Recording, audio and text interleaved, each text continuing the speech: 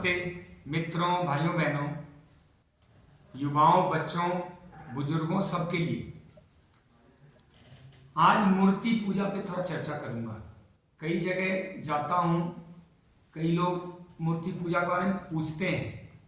कई विदेशियों से भी संपर्क होता रहता है मेरा, और वो पूछते रहते हैं मूर्ति पूजा, क्योंकि अक्सर विदेशों में और देश में भी कम्युनिस्ट लोग जो हैं या धर्मद्रोही जो सनातन विरोधी हैं या जो देश के खिलाफ काम करते हैं, वह अक्सर यह प्रश्न उठाते हैं और बच्चों को, लोगों को गुमराह करते हैं कि मूर्ति पूजक, बुत परस्त, मुशरिक कहते हैं उर्दू में। कुरान वगैरह में सुनते हैं, उल्लेख आता है इसका। वास्तव में थोड़ा मैंने इस पे रिसर्च किया, कुछ अध्ययन किया, लोगों को सुना, विद्वानों से संपर्क किया, जो आप सका है मेरे बुद्धि में, छोटी बुद्धि में जो भी चीज़ें समझ में आई आपसे शेयर करना चाहता हूँ। देखिए, वास्तव में मूर्ति पूजा सब करते हैं। दुनिया में कोई भी ऐसा नहीं है जो मूर्ति पूजा नहीं करता। ये और बात है कि मूर्ति पूजा का विरोध सब करते हैं। अगर वो मूर्ति पूजा नहीं करते तो अपने बाप दादाओं की या पूर्वजों की मजार क्यों बनाते हैं? उनके याद में कोई प्रतीक चिन्ह क्यों बनाते हैं? जैसे क्रॉस बनाते हैं, वो भी तो एक मूर्ति प्रतीक ही तो है। जो मिट गया, जिसका अस्तित्व समाप्त हो गया, उसका प्रतीक क्यों बना रहे हैं? कब्र क्यों बना रहे हैं? या जो ईसाई लोग बनाते हैं, जो कब्रिस्तान में उनका एक प्रतीक बनाते हैं, क्यों बनाते हैं? वो भी तो मूर्ति पूजा ही है। अरे मूर्ति का एक सम्मान है, उसके अस्तित्व को ही तो याद करना है। तो दूसरा एक और बात है कि जो विवेकानंद जी महाराज थे, किसी ने उनसे पूछा था, कोई मुस्लिम शासक था, उसने इस बात पे उनसे बहस करी कि तुम हिंदू सब बुत परस्त होते हो, मुशरिक होते हो, मूर्ति पूजक होते हो, ये पाप है, या जो भी है, जो भी बात हुई हो, मैंने कहीं कहानी पढ़ी है। तो उन्होंने जो जवाब दिया था आपको बताना चाहता हूँ। वो क्या, उन्होंने, विवेकानंद जी ने क्या किया कि उसके पिताजी की एक तस्वीर लगी थी जो कि गुजर गए थे। जो भी उनसे प्रश्न किया था, वो मुस्लिम शासक था, उन्होंने क्या किया, एक डंडा लेके उस तस्वीर को नीचे गिरा दिया और उस पर पैर रख दिया। जैसे पैर रख दिया तो वो गुस्सा हो गया शासक, बोला ये क्या कर रहे हो, आप अपमान कर रहे हो हमारा। बोले अपमान कहाँ हो रहा है, जब जो व्यक्ति नहीं है और आप मूर्ति पूजा का विरोध भी कर रहे हो, तो ये तस्वीर से आपका क्या लेना देना? बोला ये हमारे पूर्वज हैं। बोले पूर्वज तो चले गए, ये तो प्रतीक है, बस उनका चित्र है, तो फिर चित्र को क्यों सम्मान कर रहे हो? पूजा मतलब सम्मान ही होता है, उनका मान सम्मान क्यों कर रहे हो? तब उसकी समझ में आया कि उसी प्रश्न का जवाब है। तो मूर्ति पूजा सब करते हैं। जो फोटो भी रखते हैं किसी का, या जो यादगार में रखते हैं, उनका कोई मेमोरी बनाते हैं, मेमोरी रखते हैं, वो सब मूर्ति पूजा है। अब आइए इसके विशद दर्शन पे चलता हूँ। मूर्ति पूजा क्यों है? विवेकानंद जी के भी बयान है, और उसका जो वो बंगाल का कोई सोसाइटी है जो इस सब पे किताब लिखता है, विवेकानंद जी के भाषणों पे, कुछ उद्धरणों पे, कुछ बुक्स हैं, उसमें भी अध्ययन किया मैंने। उसमें ये बात है कि वास्तव में जो मूर्ति पूजा है ना, वो मन की पूजा है। मन केवल चित्र की भाषा समझता है। जो आपका साइक है, मन है, माइंड है, मन में केवल चित्र अंकित होता है। और मन को चित्रगुप्त भी कहा गया है। ये चित्र पकड़ लेता, उसी अनुसार आपका जो वृत्ति है, संस्कार है, वो संस्कार जो है स्टोर कर लेता है। उसके आधार पे जो हिंदुओं में पुनर्जन्म मानते हैं, तो पुनर्जन्म उसी संस्कार के आधार पे निर्धारित होता है। तब आइए इसके विशद चीजों को पकड़ते हैं। मन केवल चित्र की भाषा समझता है। जैसे मैंने किसी को कहा जहाज, तो उसके मन में क्या उठेगा? जहाज लिखा हुआ नहीं आएगा, बल्कि जहाज का चित्र आएगा। मैंने कह दिया मकान, तो मकान का एक चित्र आता है। आंख बंद कीजिए और देखिए आपके मन में क्या आता है मकान बोलने से। मैंने कह दिया पेड़, तो पेड़ के फटाफट पेड़ का चित्र मन में आ जाएगा। मैंने कह दिया नदी, तो नदी शब्द नहीं आता, नदी की तस्वीर आती है, चित्र आता है। या मैंने कह दिया पंखा, तो पंखे का चित्र आता है। मैंने कह दिया टेबल, तो टेबल का चित्र आता है। मैंने कह दिया किताब, तो किताब का चित्र आता है। अब आप समझ गए होंगे, मन केवल चित्र की भाषा समझता है। इसीलिए जो लोग मन के स्तर पे जीते हैं, मतलब जो लोग अभी आध्यात्म में ऊंचाई पे नहीं गए या जिनकी चेतना ऊंचे स्तर पे नहीं गई है, उनके लिए ये मूर्ति पूजन व्यवस्था बनाई गई है। वो भी प्राण प्रतिष्ठा के साथ। मूर्ति में जब प्राण आते हैं तो उसमें तेज आता है। जब उसमें प्रार्थना की जाती है तो ईश्वर तो हर जगह व्याप्त है, ईश्वर तत्व तो सर्वत्र व्याप्त है। ईशावास्यमिदं सर्वम यत्किंच जगत्याम जगत। ईश्वर तत्व जब हर जगह व्याप्त है तो मूर्ति में भी व्याप्त हो जाते हैं, और फिर मूर्ति को भगवान के रूप में, ईश्वर के रूप में हम स्थापित करके उनको अपने घर का मालिक, अपना संरक्षक, अपना व्यवस्थापक मानते, उनके आदेश को, उनके जो उपदेश किए ग्रंथ को, या उनका जो चरित्र लीला है, जो भगवान अवतार लेके आते हैं राम कृष्ण हरि, और जो लीलाएं करते हैं अपने मनुष्य तन में या शरीर में, जो प्राकृतिक शरीर में लीला करते हैं, उस लीला से जो शिक्षा देते हैं उनका आदेश मान के वो पालन किया जाता है। तो ये है मूर्ति पूजा का असली साइंस। अब ये कहिए कि मूर्ति पूजा का अंतिम शिखर क्या है इसका? कुछ लोग कहते हैं भगवान की चित्र नहीं हो सकती, भगवान का कोई रूप नहीं होता, भगवान निर्गुण निराकार है, सर्वज्ञ है, अविनाशी है, अजन्मा है, वो मृत्यु जन्म के खेल से परे हैं। ये मैं भी मानता हूँ।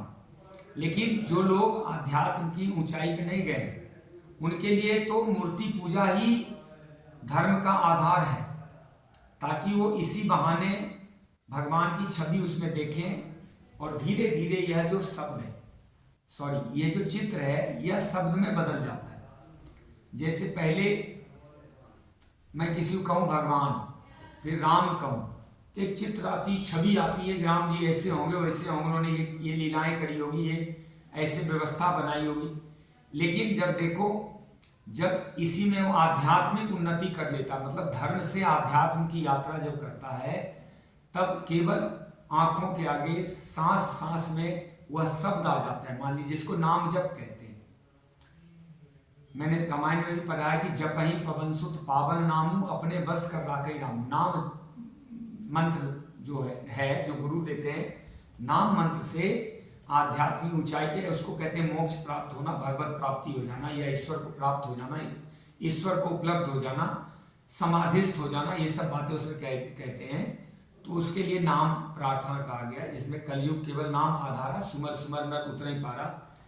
जो 4 युग होते हैं ना, तो सतयुग में ध्यान से ईश्वर की प्राप्ति होती थी, और त्रेता में यज्ञ से होती थी, यज्ञ से सारे रिसर्च होते थे, और यज्ञ के माध्यम से ऋषि मुनि जो ईश्वर प्राप्ति करवाते थे। और द्वापर में जो है वह बड़े बड़े पूजा और अनुष्ठान के माध्यम से, और कलयुग में तो नाम का आधार, बोले नाम, नानक नाम जहाज है, चढ़े सोतरे पार। ये सब कुछ प्रसंग विषय आप भी सुनते होंगे, लेकिन जो वैज्ञानिक तथ्य है मैं उस पर चर्चा करना चाह रहा हूं, तो आप समझ गए होंगे। पहले जो लोग समझदार नहीं है या अध्यात्म नहीं जानते, धर्म का जो शास्त्र है वो सब नहीं पढ़े हैं, उनको ज्ञान नहीं है धर्म का, उनके लिए मूर्ति पूजा ही होता है प्रथम चरण में। पहले मूर्ति पूजा, फिर वहां से सिर्फ नाम रह जाता है, आंखों के सामने नाम रह जाएगा। जब आध्यात्मिक उन्नति में पारंगत होता है, एक्सपर्ट हो जाता है, स्किल हो जाता है, तो उसके आंखों के सामने मैं जहाज बोलूंगा तो जहाज शब्द आएंगे, जहाज का चित्र नहीं आएगा। आध्यात्मिक व्यक्ति के आंख के आगे वो शब्द आ जाता है। जैसे राम, उसके हर एक आंखों में केवल वो राम राम राम राम राम राम दिखता है। तो ये क्या है? इसको कहते हैं कंकर से शंकर की यात्रा, स्थूल से सूक्ष्म की यात्रा, वामन से विराट की यात्रा, सगुण साकार से निर्गुण निराकार की यात्रा। पहले सगुण साकार, तब तो निर्गुण निराकार, क्योंकि ईश्वर के तो दोनों स्वरूप है। एक प्रकट स्वरूप है जो हम देखते हैं, ईश्वर के रूप में संतों को देखते हैं, शास्त्र को देखते हैं, गुरुओं को देखते हैं। संत जो है ईश्वर ही होते हैं संसार के, शास्त्र जो है वो ईश्वर ही है, वो शब्द रूप में है प्रकट। अब ये जो आप देखते हैं वामन से विराट की यात्रा, या फिर आप यूं कह सकते हैं कि ये प्रकट से अप्रकट की यात्रा, लघु से दीर्घ की यात्रा। तो सबसे पहले लघु रूप में मूर्ति पूजा की जाती है, और मूर्ति पूजा में चित्र विज्ञान इंपॉर्टेंट है। इसलिए हिंदुत्व में क्या करते हैं कि चित्र की पूजा करते हैं। और हमें भी जो चाहिए उसका चित्र बना के रख देते हैं। जैसे किसी को मकान चाहिए तो माइंड का खेल ऐसा है कि वो बार बार मकान का फोटो रहे तो याद आता है कि मुझे ये उपलब्ध होना है। किसी को और कुछ चाहिए तो उसका चित्र बनाता है, अपनी भी छवि बनाता है। कोई बीमार आदमी होता है, कहते हैं कि अपना तस्वीर कई बार देखना चाहिए, अपनी युवा अवस्था का तस्वीर, ताकि उसका रोग मुक्ति जल्दी हो जाए। तो मेरे ख्याल से इतने दर्शन में मोटा मोटा जो सार तत्व होता है आम लोगों को समझने के लिए, वो समझ में आ जाता है कि मूर्ति पूजा क्यों की जाती है और किनके लिए मूर्ति पूजा नहीं है। जिन्हें आध्यात्म की उन्नति हो गई है, जो आध्यात्मिक ऊंचाई पहुंच गए हैं, उनके लिए सब मूर्ति, जितना भी मूर्तिमान जगत है, सब राममय है। सर्वत्र सिया राम में सब जग जानी, करहूं प्रणाम जोड़ जुग पानी। जड़ चेतन मैं जीव जत सकल राम में जान, बंदव सबके चरण कमल सदा जोड़ जुग पान। ऐसे करके दोहा की चौपाई भी आती है कि जितना भी जड़ चेतन में संसार है उस सब में भगवान ही व्याप्त हैं, ईश्वर तत्व ही व्याप्त है। लेकिन यह अध्यात्म के शिखर पे ऐसा प्रतीत होता है। शुरुआत में संगठन बनाने के लिए या फिर एकता बनाने के लिए या फिर समूह में जीने के लिए, शक्ति समूह की संगठन की शक्ति उपलब्ध होने के लिए मूर्ति पूजा ही माध्यम बनाया गया। अब जैसे मंदिर जाएगा तो हम मूर्ति पूजा करेंगे तो उससे आत्मविश्वास आएगा। दूसरा, सब एकता में एक जगह बैठे, वहाँ कोई गरीब अमीर नहीं होगा। फिर सब एक दूसरे को देखेंगे, सुख दुख एक दूसरे से बातें करेंगे, बांटेंगे अपने। फिर एक दूसरे का जो है मिलना जुलना जारी रहेगा। अभी आजकल तो ऐसा भी नहीं हो रहा है। तो मूर्ति पूजा का विज्ञान बहुत बृहत है और मूर्ति पूजा हिंदुत्व से नहीं हट सकता। आर्य समाज वगैरह में विरोध होता है इसका, लेकिन मूर्ति पूजा एक साइंस है। और अगर पहले ही जिसने धर्म नहीं सीखा वो अध्यात्म कैसे सीखेगा? ये यानी मूर्ति पूजा धर्म है और निराकार पूजा जो है यानी साधनास्थ हो जाना या समाधिस्थ हो जाना, वो आध्यात्म है। आध्यात्म में मूर्ति नहीं रह जाती, सिर्फ शब्द ब्रह्म रह जाते। शब्द मैंने कहीं पढ़ा था कि कोई भी ऐसा शब्द नहीं है जिससे मंत्र नहीं बन सकता। कोई भी ऐसा वृक्ष या लताएं या वनस्पतियां नहीं है जिससे औषधि नहीं बन सकती। कोई भी ऐसा व्यक्ति नहीं है जो उपयोगी नहीं हो सकता। लेकिन इस सब को उपयोगी बनाने वाला कोई कुशल हस्त व्यक्ति उपलब्ध होना मुश्किल है। कोई शायद ही ऐसा व्यक्ति हो जो हर पौधे की औषधि बना ले, हर शब्द को मंत्र बना ले और हर व्यक्ति को उपयोगी बना दे। तो मूर्ति पूजा क्या है? यह एक स्थूल से सूक्ष्म की यात्रा है। तो पहले चरण में तो मूर्ति पूजा ही होती है, उसके बाद के चरण में तो निर्गुण निराकार रूप की पूजा की जा सकती है, करते ही हैं लोग। तो ये धर्म से आध्यात्म की यात्रा है। इतना ही कहना था मुझे। जय श्री राम। ओम आपका कल्याण।